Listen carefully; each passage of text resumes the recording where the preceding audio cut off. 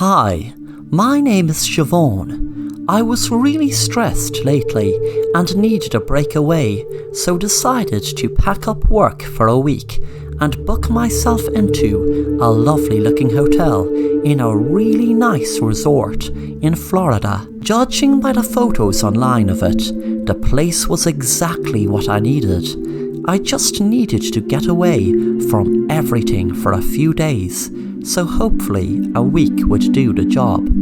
When I had all my luggage packed, I got the cab to the airport and was on my way to Florida.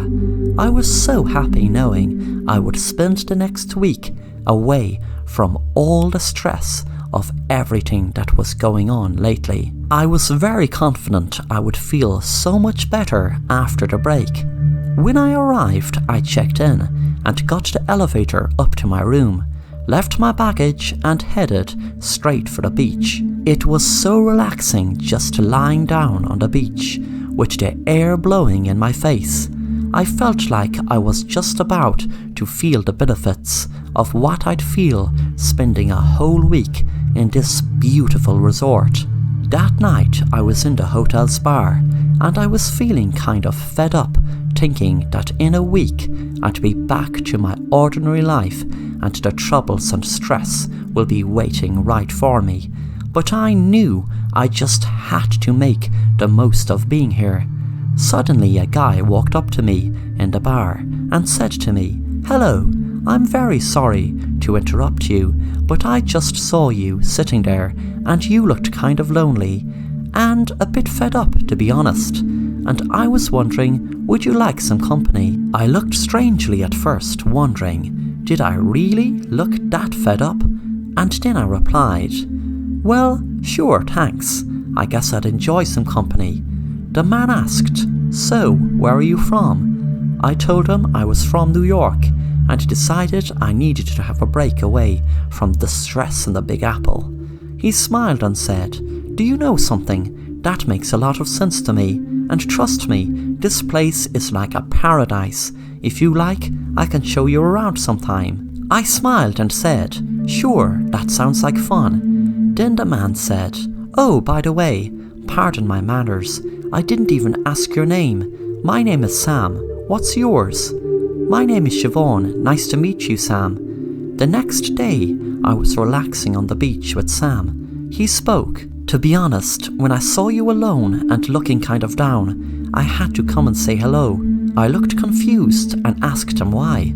He replied, "A few weeks ago there was this beautiful girl who was sitting by herself in the bar, just like you were, and well, she looked to be upset over something. I was going to introduce myself and ask her would she like company, but I didn't. And well, the next day I found out she was after committing suicide by jumping off her room's balcony. I felt so sorry for the girl and told Sam that there was no way of him knowing she was so upset and was going to commit suicide. That night me and Sam were in the bar having a few drinks and speaking. I wondered would it be too soon. When we were in my room, we sat on the bed and had another drink. Sam stood up and said to me, "Do you know what I love most about this hotel? The beautiful view from the balcony." We both walked out to the balcony and were admiring the view. I said to him, "It's beautiful." Suddenly Sam put his hand on my back and was about to push me over when I took my taser out of my pocket and tasered him.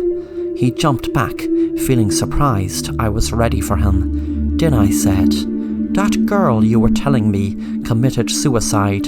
We both know that she didn't jump." Then I held my phone up and showed him a picture that was taken of him without his knowledge, with text underneath it saying, "Help, call the police, this man is going to kill me." I called the hotel and asked for my friend Lisa, who you pushed, but when they had sadly confirmed to me she had committed suicide, then I had an expert in facial recognition do a background check on you, and boy was I happy to know that you were working in this hotel. I knew the police would let you off, so I have my own idea of justice. Also, thanks so much for letting me know what type of lunatic you are by wanting to push me off the balcony also.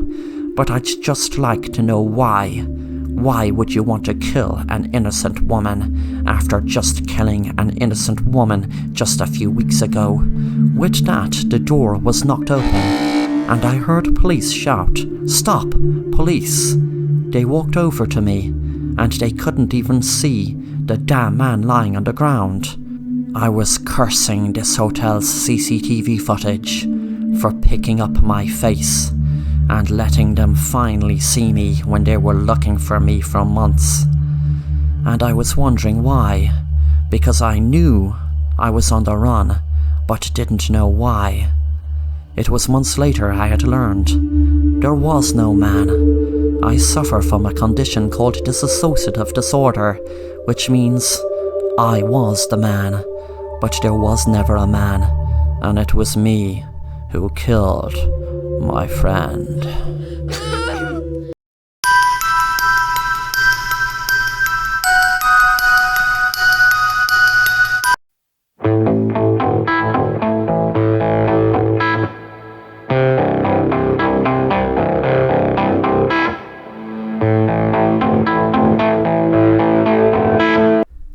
It was a summer's night in a downtown theatre that 5 people were alone together in the theatre. Alone because they were rehearsing for a very, very dangerous magic trick for the next night.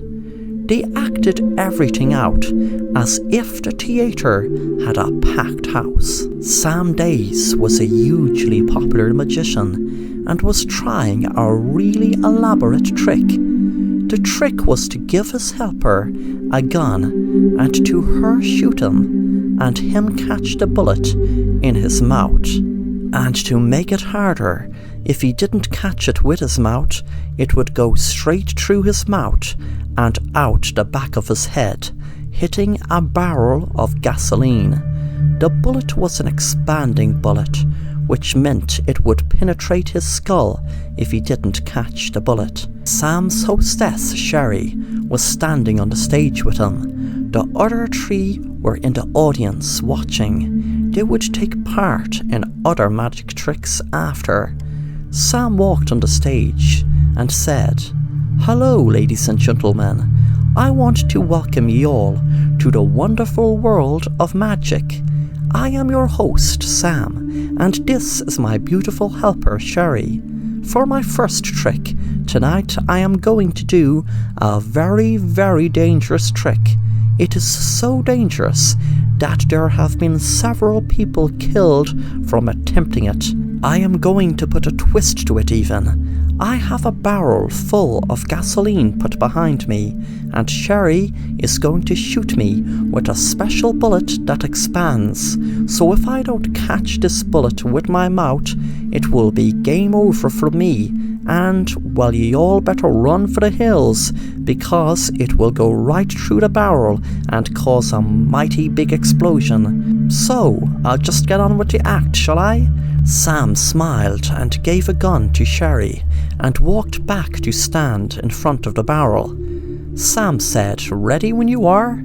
Sherry held up the gun and pulled the trigger. The bullet went through the air and everyone gasped when Sam couldn't catch the bullet and the barrel went up in flames. They all looked shocked with horror as Sam burned with it. Suddenly, before anyone could call the police, there was another gunshot, and Sherry fell to the floor as someone had just shot her. Jack was sitting down waiting for his call and noticed Ginny and Patrick, the remaining 2 people, were gone.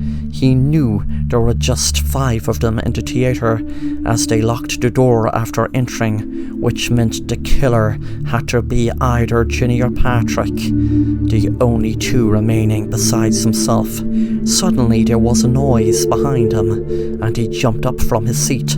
It was Ginny and Patrick. Patrick said, "What in the name of God is there a fire for?" Jack was so shocked he had forgotten all about the fire. Patrick ran up on the stage and fetched the fire hose to put the fire out. He had just seen Sherry lying down on the ground dead and screamed, but ran over to put the fire out still. Jack said to Ginny, "Which one of ye killed Sherry? What the hell is happening?" Ginny said, "Sherry is dead. What the hell happened, Jack?" Jack said, "This is madness. I'm calling the police." He picked out his phone to call the police. He told them what had happened and to come fast. After a few minutes, finally Patrick had the fire put out and saw the burnt body of Sam. He walked down to where Ginny and Jack were sitting. Jack said to Patrick, "Where the hell were you? It could have been only either two of ye, the killer." Patrick said, "Are you crazy? None of us killed anyone. There must be someone else in here." 10 minutes had passed and the police hadn't arrived. Jack got up to walk up and down the theatre. Ginny whispered to Patrick, "Something isn't right. I don't think he rang the police." Suddenly there was a shot, and Ginny screamed as Patrick was shot in the head. Ginny looked around, terrified, when she saw Jack run up to her and shout, "What did you do?" Ginny shouted, "I didn't do anything. It was you who shot him." The police suddenly arrived, and Ginny told them everything that happened, and about Jack shooting him. She didn't see him shoot him, but it had to be him. There was no one else in the theatre. Jack was arrested, and after some investigation and speaking with the theatre's owner, they learned that the owner's jewellery worth $10 million had been stolen from his safe, which was opened with his key. He told the police that Jack must have used some magic trick to retrieve the key from him. Sam Days was missed dearly by his fans, but little did they know he pulled off his biggest trick by staging his own death, by falling down a trapdoor when the blast happened, knowing there was already a scorched body inside the barrel with gasoline. He didn't want to kill Sherry and Patrick, but had to, as he stupidly told them about his fantasy about stealing the theatre's owner's key and open the safe and steal the jewellery and live the high life. He knew if he hadn't killed them, they would tell the police, and plus he knew now that Jack got all the blame, which suited him fine, as that sneaky Jack had tried to constantly best him in magic tricks, but now he won't ever be able to best him. Sam smiled, lying on a beach, knowing he finally pulled off his best magic trick, the ultimate disappearing act, his fake death.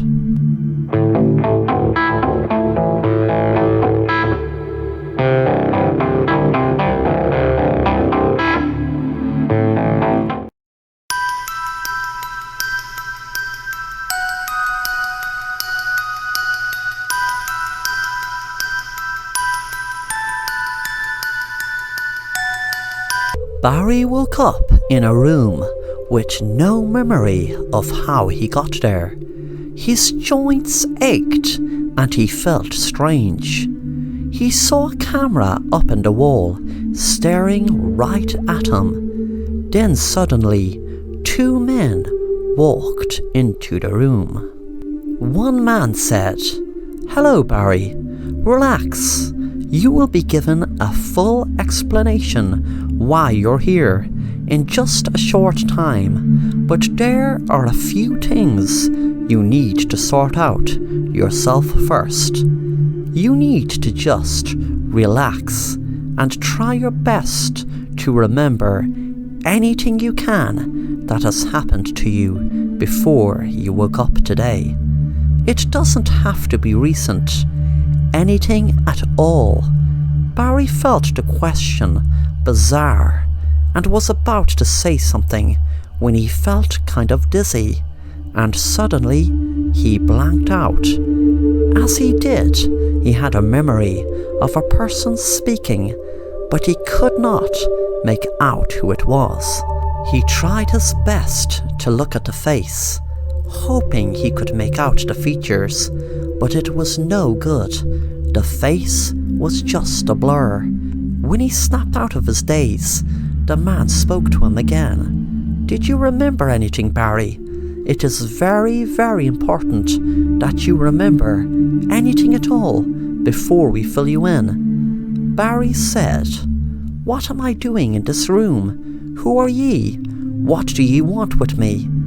The man spoke again. "Barry, we will give you all the answers to that in a very short time, but for now, we really need you to remember anything at all, because it is vital you do before we give you the information you were requesting." Barry could feel himself get dizzy again, and once again he could see the face, but it was just a blur still. He wondered who the person was, knowing that's probably what the weird man is asking him. Who is that person that is so blurry to him? It was driving him crazy. When he snapped out of his daydream again, the man asked, "Do you remember anything, Barry? What is it you see when you black out?" Barry said, "I see a face, but it's a blur. I can't make out who it is." The other man spoke this time. "You're doing great, Barry, but before we tell you what is happening, you need to see that face. You're not ready to hear the truth until you do." Suddenly Barry blacked out again, and he could see a person walking towards him, but the person was still a blur, until suddenly the blur became clear, and he was looking at the face, and realized he was looking at himself. He said to the men, "It's me. That person who was a blur is me." The man said, "That's good, Barry. You're in a good state when you realize that is you. Barry, you paid a large amount of money in the year 2020 to a secret government organization to do to you what is happening right now. And I have all the paperwork to show you that you've given your full consent. You will get a shock when I'm about to tell you what I'm about to tell you, but believe me, we are only doing what you paid for. The year is 2220. You were 200 years into the future from when you were frozen, and the information was passed down generations to you beyond frozen in the year 2220. Barry, you nearly didn't make it, but the problem is, Barry, no one else has except us and maybe 100 more. The world experienced an apocalypse after World War III happened just a few months after you were frozen in the year 2020. We had this bunker specially built, and the elite in the government survived also. The world is no longer like it was, Barry. We had to start again. I am sorry you woke up to a world like this. They didn't get frozen, Barry. You are the only one who did get frozen. That's the one thing I was trying to figure out. But the other survivors, well, they were the elite. The big, huge government officials, the president, and everyone else. They had their doomsday bunkers. They were the lucky ones. But even with that, there are now only about just over 100 of us left. This world is in ruins. This world is no way anywhere near the world I read about in history like it was before World War III started. 10 minutes later, Barry exited the bunker to see what the world looked like, and what he saw was a city in wreck and ruin. Suddenly he had another blackout. He could see himself talking to an elderly man. The man spoke. "I will do this for you, Barry, as I don't have much time to live with my crippling disease. Once you're in the bunker and safe and frozen, I will detonate the biggest nuclear missile this world has ever seen." Barry suddenly snapped out of his flashback. The man was standing next to him. "This city you were looking at, was built about 195 years ago. There were about 10,000 survivors in the bunkers then, just after World War III ended. But unfortunately, not many are left, and unfortunately, people aren't in a rush to bring new life into this world. Would you blame them? By the way, Barry, what made you decide you wanted to get frozen until the year 2220? Barry couldn't tell the real answer, so just said, "I can't remember."